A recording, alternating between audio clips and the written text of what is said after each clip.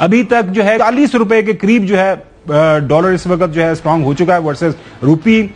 2 रोज के अंदर अगर गैर मुल्की कर्जों का इजाफा जो हम अंदाजा लगाएं, क्योंकि इसमें मैं थोड़ा सा ऐड कर रहा हूं, जब 7 जो है रुपए और गिर गया है तो ये 4000 अरब से अब ये ज्यादा का बन रहा है डॉलर रेट। नाज़रीन ये भी आपको बताना बड़ा जरूरी है कि अगस्त 2018 में जब इमरान खान ने हुकूमत संभाली थी तो उस वक्त 123 के करीब था, और 2022 में जब इमरान खान गया था तो 3 साल 10 महीने की हुकूमत गुजारने के बाद 182 रुपए पे डॉलर था।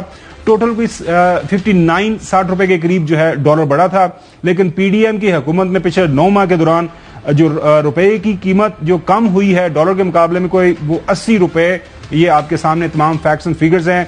अब ये जो मईशत के जो अरस्तु जो है डॉक्टर साहब को कह लें, डॉक्टर कह लें, जो भी आप नाम को देना चाहें, मैं उनको वो नाम नहीं दूंगा जो कि शेख रशीद साहब उनको नाम देते रहते हैं। लेकिन जो हालात वाकयात अब ये बता रहे हैं कि ऐसे लग रहा है कि जो मैशत है अब किसी के कंट्रोल में कम से कम नजर नहीं आ रही। लेकिन नाज़रीन माजी के अंदर, थोड़ा माजी के अंदर अगर हम जाएं तो जब ये हुकूमत आ गई, हुकूमत बन रही थी, तो मरियम साहबा बड़ी होपफुल थी। उनका ये ख्याल था कि डॉक्टर साहब के आने से देखिएगा मैशत कहां से कहां चली जाएगी।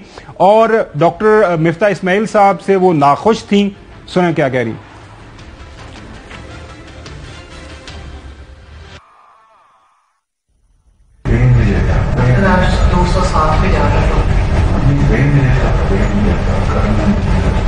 जिम्मेदारी भी नहीं लेता और टीवी उल्टी सीधी बातें करता रहता है, इसका मजाक होता है। कुछ नहीं, और कंट्रोल है, he knows what he is doing. अगर इसको यही पता नहीं है कर क्या रहा है,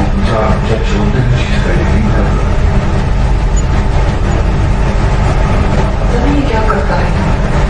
ये तो बहुत मायूस किया और इसकी शिकायतें हर जगह से आ रही हैं। नहीं तो ये जी आप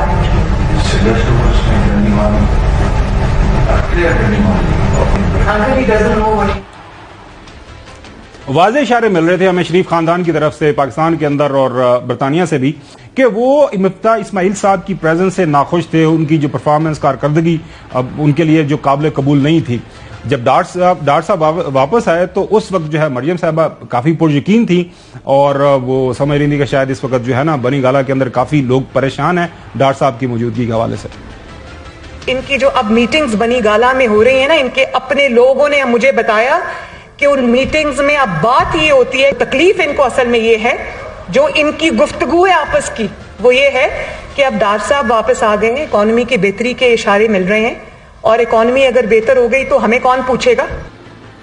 अच्छा नाजरीन, अब डॉक्टर साहब ने जो आज एक स्पीच की है उसके अंदर उन्होंने क्या कहा है मईशत के हवाले से, क्योंकि हम ढूंढ रहे थे कि डॉक्टर साहब कहाँ पे मौजूद हैं, कोई आके बताएं हमें कि मईशत किस तरफ जाएगी, मईशत को वो कैसे संभालेंगे। नाजरीन आपको याद होगा, आपकी याद दहानी के लिए आपको याद होगा कि जब कोविड था, इमरान खान हर रोज रोजाना की बुनियाद के ऊपर अपने तमाम उजरा को लाइन में बिठा के रोजाना हमें बताते थे कि ये मुश्किलात आने जा रही हैं, ये फैसले हम कर रहे हैं, आपको ये फैसले कबूल करना पड़ेंगे। डॉक्टर साहब क्या फरमा रहे हैं ये भी सुन लें। ये वाहिद मुल्क है जो कलमा शरीफ के नाम पे बना था, तो अगर अल्लाह ताला ने इसको क्रिएट किया तो इसकी हिफाजत, इसकी तरक्की, इसकी खुशहाली भी अल्लाह ताला के जिम्मे है। अल्हम्दुलिल्लाह, अल्हम्दुलिल्लाह। पाकिस्तान का मतलब क्या, ला इलाहा इल्लल्लाह। हम तमाम मुसलमान पाकिस्तान के अंदर जो मेजॉरिटी, हमें बिल्कुल यकीन है अल्लाह की जात के ऊपर कि अल्लाह की जात पाकिस्तान के लिए अच्छे दिन जरूर लेके आएगी। लेकिन नाजरीन ऑन ग्राउंड कुछ काम तो करने के हैं। आपके पास जब जिम्मेदारी है तो जिम्मेदारी आपको निभानी है। नाजरीन कुछ ही अर्सा पहले जो है सलमान शरीफ साहब, आपको पता है शहबाज शरीफ साहब के दूसरे बेटे, वो भी अब सियासत के अंदर ऐसा आ रहे हैं। उन्होंने एक ट्वीट किया। ये ट्वीट बड़ा एक जो है मैनी खेज था, पता नहीं वो किसको कहना चाह रहे थे, बाद में उनको वैसे क्लैरिफाई करने की कोशिश की। लेकिन जो ट्वीट क्या कहता है ये देखें जरा, और मैं आपको पढ़ के सुनाता हूं कि आखिरी 3 वज़रा खजाना जोकर थे। उन्होंने एक जोकर शो चलाया। डॉक्टर साहब ने 1998 में भी एटमी दबाकों के बाद डिफॉल्ट को टाल दिया। चैलेंजेस बहुत बड़े हैं, वो अपने अज़्म और मेहनत के लिए अपना बेहतरीन शॉट दे रहे हैं। और 3 जोकरों ने बारूदी सुरंगें बचा दी थी। डॉक्टर साहब की दोबारा आपको बात सुनाते हैं, वो सुन लें तो फिर आपको फर्दर एक्सप्लेन करेंगे हो क्या रहा है। ये एक वाहिद मुल्क है जो कलमा शरीफ के नाम पे बना था। तो अगर अल्लाह ताला ने इसको क्रिएट किया तो इसकी हिफाजत, इसकी तरक्की, इसकी खुशहाली भी अल्लाह ताला के जिम्मे है। जी अब ये आपको पता है मैशत इस वक्त हमारी टॉप स्टोरी है, तो मैशत पे बात करने के लिए शौकत तरीन साहब से बेहतर जो है कोई और बंदा हो नहीं सकता। Former finance minister Pakistan Tehreek Insaf के, आजकल हर रोज हम इनके ट्वीट भी पढ़ते हैं, इनके जो तबसरे तजिए भी पढ़ने को मिल रहे हैं हमें। शौकत साहब बहुत शुक्रिया। सर आज की तारीख में हर घंटे 2 घंटे के बाद जो नई खबर मिल रही है वो डॉलर जो है वो स्ट्रांग होता जा रहा है, रुपया गिरता जा रहा है। अभी जब मैं आपसे बात कर रहा हूं थोड़ी देर पहले 7 रुपए और गिर गया है। तो सर ये ब्रेक्स कब कहां पे जाके लगेंगी, कुछ समझ नहीं आ रही, आप ही कुछ समझा दें। देखिए सर, बात यह है कि ये जो है ना, ये जो एक्सचेंज रेट मार्केट होती है, इसको जब तक बोथ साइड्स मूव ना करें ना तो ये स्टेबलाइज नहीं होती। इसका मतलब है यह है कि अगर एक साइड पे जा रही है तो दूसरी साइड से अगर इंटरवेंशन ना हो तो वो उसको स्टेबल नहीं होती, वरना लोग क्या करते हैं डॉलर होल्ड करना शुरू कर देंगे और ये जो है ये गिरता ही जाएगा रुपया। तो कोई ना कोई इंटरवेंशन तो स्टेट बैंक को या किसी और जो हैं जो एक किस्म से डॉलर सेल कर रहे होंगे उनको करना पड़ेगा, और वो स्टेट बैंक ही है जो कि ये करता है यूजुअली, और या बैंक्स करते हैं। तो अभी ये हालत है कि वो बिल्कुल इंटरवेंशन नहीं हो रही, और इस वक्त मुझे जो खबरें मिल रही हैं कि दूसरी साइड के ऊपर कोई जो अपना रुपया का बायर भी नहीं, मतलब डॉलर का सेलर भी नहीं है, और मतलब बिड्स आ रही हैं, ऑफर्स नहीं आ रही।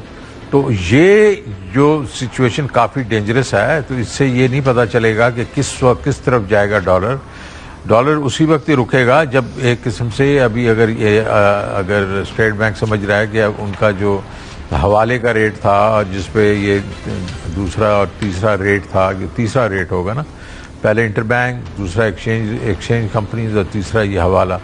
तो अब तो ये रेट हवाले के ऊपर चला गया ना, और उम्मीद ये थी कि हवाले पे जब रेट जाएगा तो वहाँ से जो हवाले में से जो इंटरवेंशन हो रही थी वो अभी होना शुरू हो जाएगी, जो कि 2 दिन में अभी नहीं हुई, लेकिन मैं उम्मीद करता हूं कि होना शुरू हो जाए। लेकिन इसमें प्रोएक्टिवली स्टेट बैंक को भी बीच में कूदना पड़ेगा, थोड़ा से जो है वो ब्रेकें लगानी पड़ेंगी इनकी, by selling dollars in the market.